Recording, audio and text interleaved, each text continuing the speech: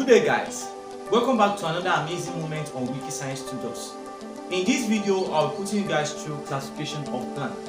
However, I'm also going to enlist topics which you need to prepare yourself very much well in order to achieve better results and good grades in the course of the exam with respect to biology.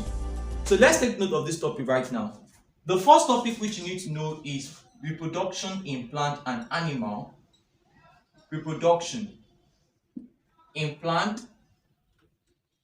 and animal. Another one there is cell, but this will extend to the aspect of meiosis and mitosis. You can as well have genetics. Also, nervous coordination.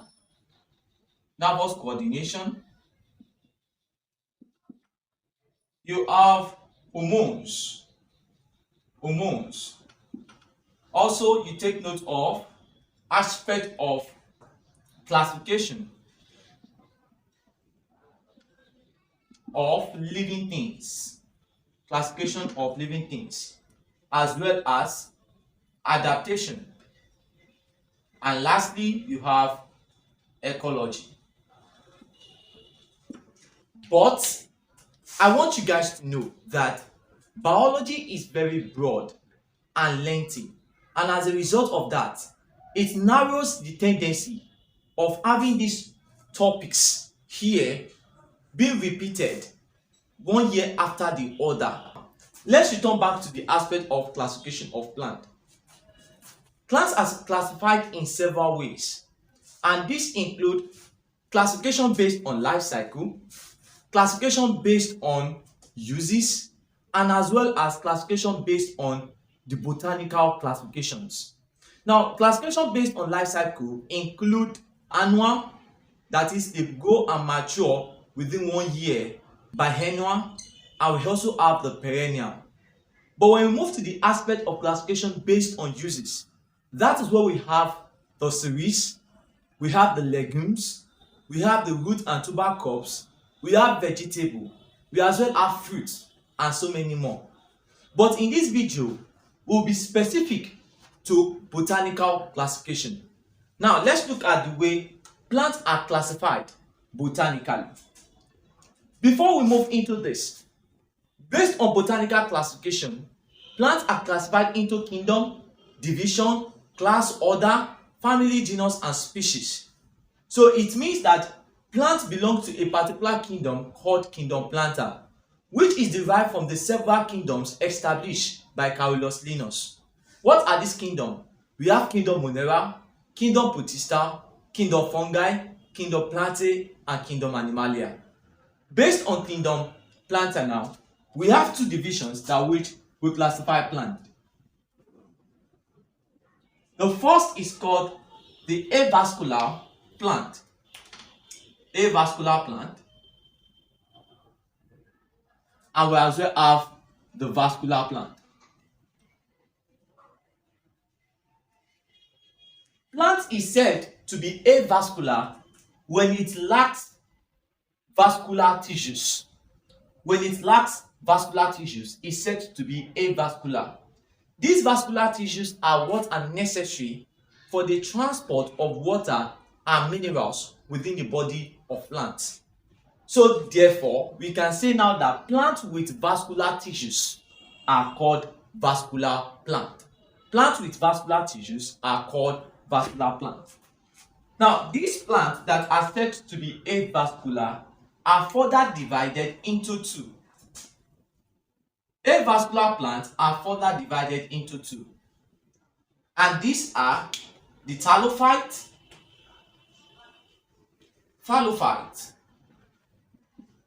We have also the Bryophyte. The Thalophyte, as well called the algae, they are as well called algae. And we have three groups of the Thalophyte. We also have three groups of the Bryophyte. But let's move to the aspect of vascular tissue so that we can relate it to the avascular. The vascular tissues are divided into two. Here we have, they are divided into two. Here we have the Pteridophyte and we have the Spermatophyte.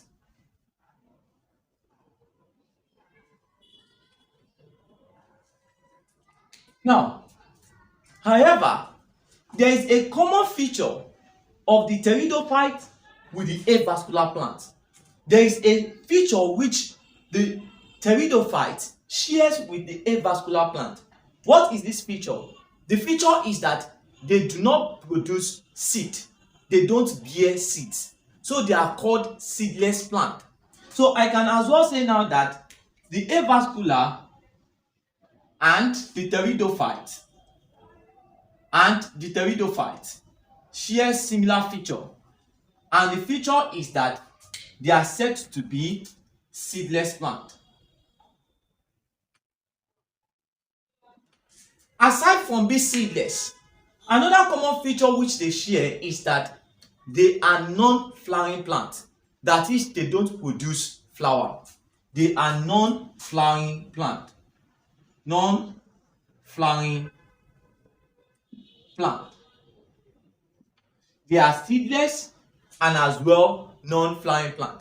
So now, when you are asked in your UTME or WAEC question that which of the following is not a seedless plant, Thalophyte are seedless, Bryophyte are seedless, Pteridophyte are also seedless. It means now that the Spermatophytes are the only seed-producing plant. So we said that the Spermatophytes, they are seed-producing plant, as well as being flowering plants. They are as well called flowering plants.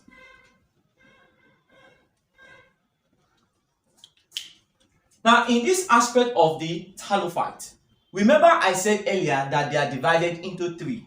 Now, this is based on the pigment that which is present on the body of this plant.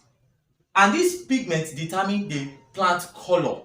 Those ones which are said to be green are called the chlorophytes. So it means that the chlorophyll pigment is responsible for the green color.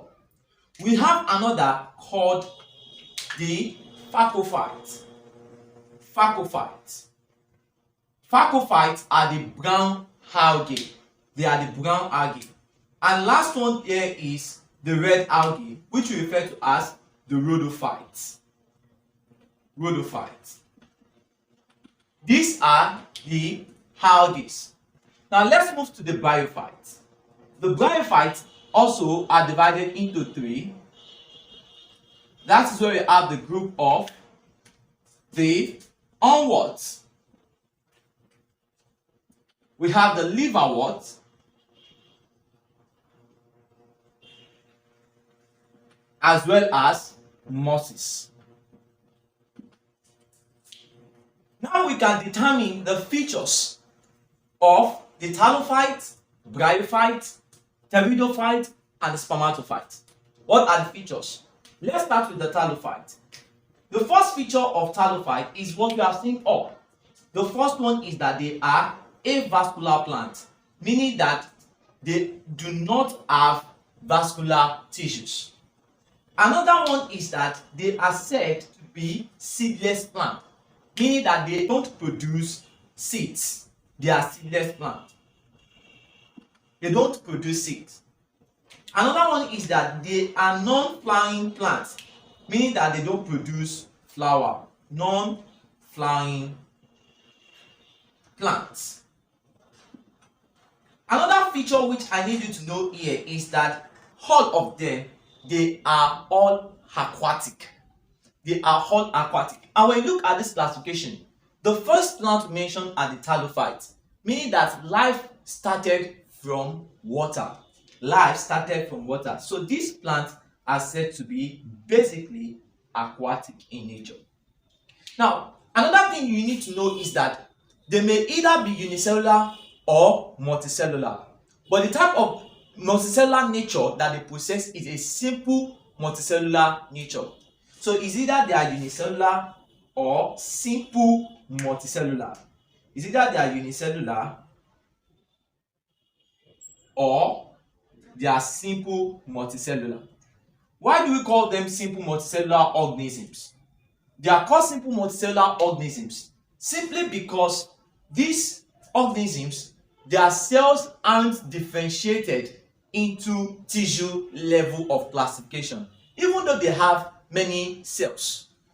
When they occur as unicellular organisms, they might tend to be free unicellular organisms. An example of free unicellular organisms on the algae is the Chlamydomonas. So they may be free unicellular organisms.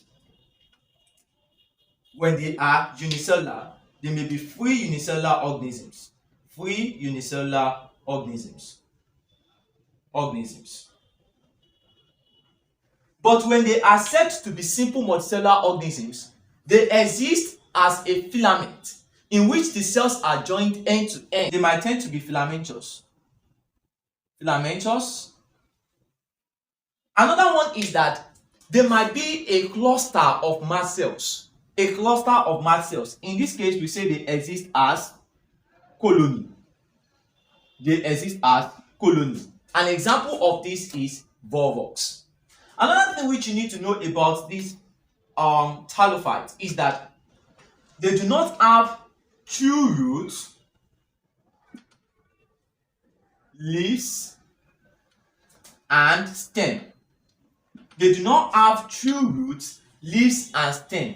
The only thing they have, they are root-like structure, stem-like structure, and the leaf-like structure. They don't have true roots, leaf, and stem. Another one here is that they might tend to reproduce either by sexual or by asexual means.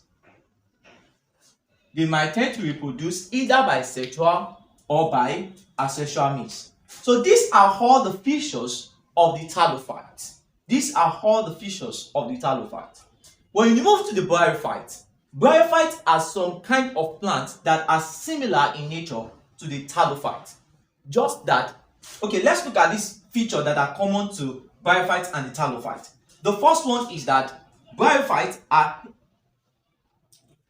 avascular. The Bryophytes are avascular.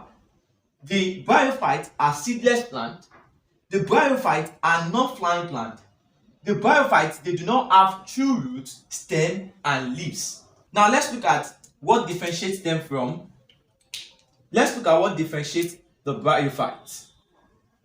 Let's take that here for the Bryophytes. The Bryophytes now are not all aquatic. They are not all aquatic, as in case of Thalophyte. So you will say that some are aquatic, while others are terrestrial, and others are terrestrial.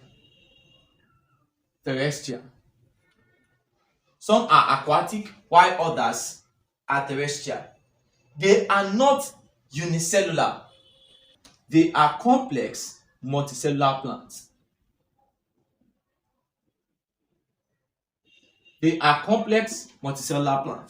In this case now, their means of reproduction is by both sexual and asexual means. So they reproduce by sexual and asexual means. As a result of this, they are able to exist in two forms in their life cycle. And when they exist in two forms in their life cycle, we say that there is alternation of generation. That is, they transit from one particular form to another form in their life cycle. So we call this alternation of generation.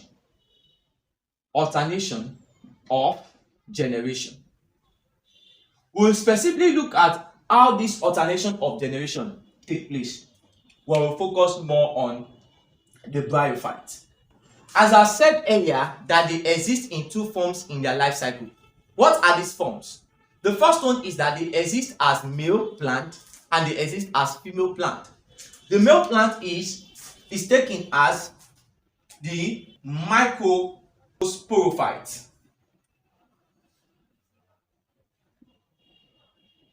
And the female plant is taken as the megasporophyte. This microsporophyte is having the reproductive organ called the microsporangium, and this microsporangium is having diploid number of chromosomes, while also the female plant contains the megasporangium with also diploid number of chromosome. Diploid number of chromosome. Diploid number of chromosome. At a point in their lifetime, they produce what we refer as smaller cells with haploid number of chromosome through a process of meiosis. Through a process of meiosis, they produce smaller cells with haploid number of chromosome. The female plant here, the male plant here produce what referred to as the microspore. There are smaller cells with haploid number of chromosomes. So here now we have it to be haploid number of chromosomes. While the female plant also produce haploid cells. They also produce haploid cells. We call this the megaspores. Now this microspore develop and produce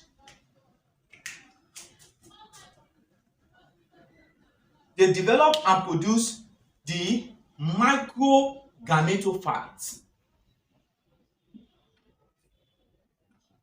They produce the microgametophyte. So this is the other form in which the male Thalophyte exists, microgametophyte. And this microgametophyte here is having haploid number of chromosome. This microspore transit into microgametophyte by a process called mitosis and not meiosis. So this is where we have the asexual reproduction taking place. And this is where we have the preparation for sexual reproduction to have taken place. Now here you also have the megaspores to transit into megagametophytes.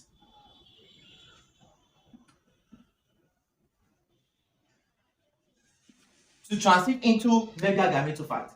The microgametophyte is made up of gametes. That is, it contains gametes. These gametes are called the antheridium.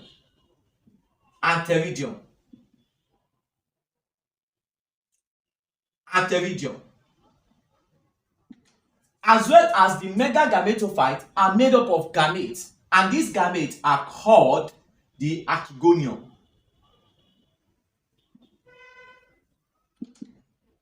The antheridium produce what we refer to as the sperm cells. They produce the sperm cells. Why? The megagametophyte from their archegonium produce the egg cells. And as this sperm cell, so this is sperm and this is the egg. Through fusion, the sperm cell fertilizes the egg cell, they fuse together and produce what we refer to as zygotes.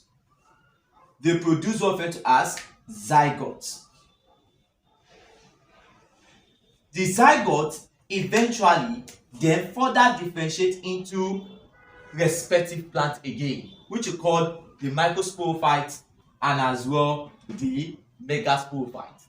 So when you look at this entire life cycle, you realize that at this level of the plant,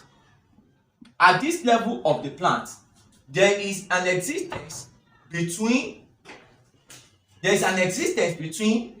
the sexual and the asexual reproduction. So this is what referred to as alternation of generation.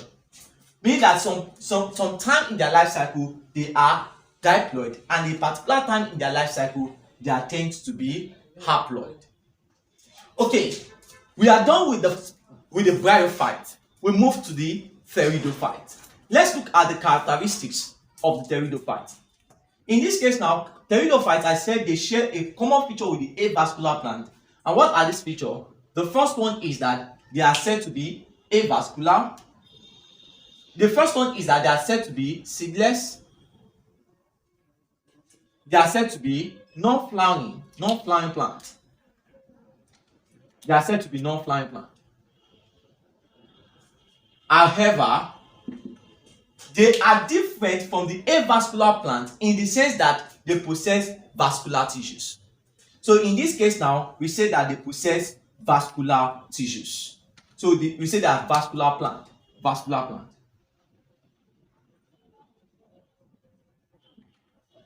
And as well as having true roots, stems, and leaves. So they have true root, stem, and leaf, unlike the avascular that do not possess true root, stem, and leaf. They have true root, stem, and leaves. They have true root, stem, and leaves. Another common feature of the Pteridophyte is that they also reproduce asexually. They reproduce asexually, so they reproduce by asexual means. Another one is that they are terrestrial plants. They are all terrestrial plants. None of them is existing in water. They are all terrestrial plants. So these are the features of the Pteridophyte. Now let's grab the aspect of the Spermatophyte and simplify it further. To understand the aspect of Spermatophyte, we have to take over this feature of the Bryophytes. Now, one thing I need you to know here is that talking about the Spermatophyte are further divided into two. Spermatophytes are divided into two. The first one here is called the angiosperm, and the other one is called the gymnosperm. The angiosperms, they are kind of vascular plants. They are kind of flowering plants in which the seeds are covered. The seeds are covered, ovules enclosed in the ovary. But gymnosperms, they are plants with seeds, but the seeds are not covered. Instead, the seeds are borne on a cone. The seeds are borne on a cone in case of the gymnosperm. Another feature about the angiosperm and gymnosperm is that with respect to angiosperm, which are said to produce flower, they produce flower. In the case of gymnosperm, they don't produce flower. So in this case now, angiosperms are the real flowering plants. The real flowering plants are the angiosperm. But they both have true roots, stem, and leaves. Now let's subdivide the angiosperm. The angiosperm are subdivided into two. We have referred to as the monocots, and the dicots. The monocots, as the name implied, we have mono, which means one. Here, the monocots, they have one seed. But when you talk about dicots, they produce two seeds. So one seed producing flowering plants are called the monocots, while two seed producing flowering plants are called the dicots. We also have some features that differentiate the monocot from the dicot. So let's look at that elaborately. Now let's look at the difference between angiosperm and gymnosperm. As I said earlier, the seeds of angiosperm are said to be covered, but the seeds of gymnosperm are said to be naked.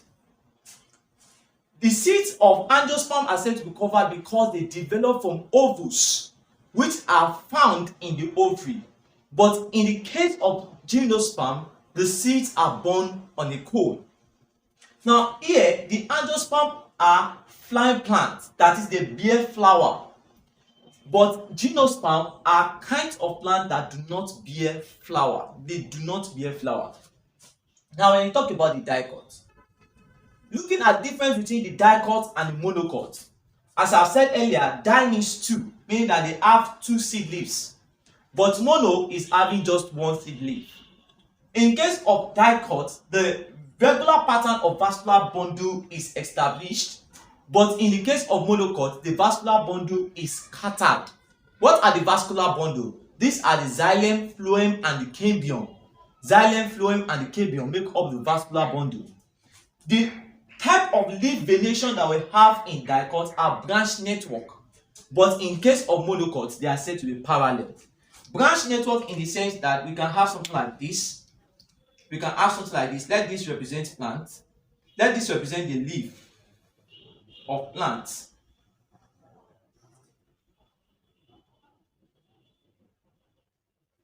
So here you have it like this.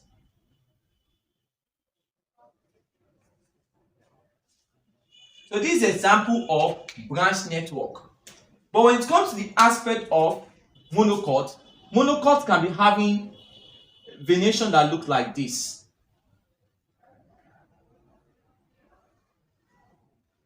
In this case now, variation goes like this.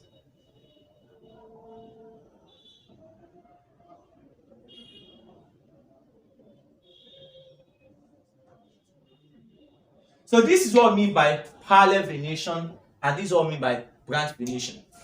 We have come to the end of this video, and I believe that this video has been done so much to help you understand the classification of plants and as well answer questions whichever way they are being presented to you on this aspect.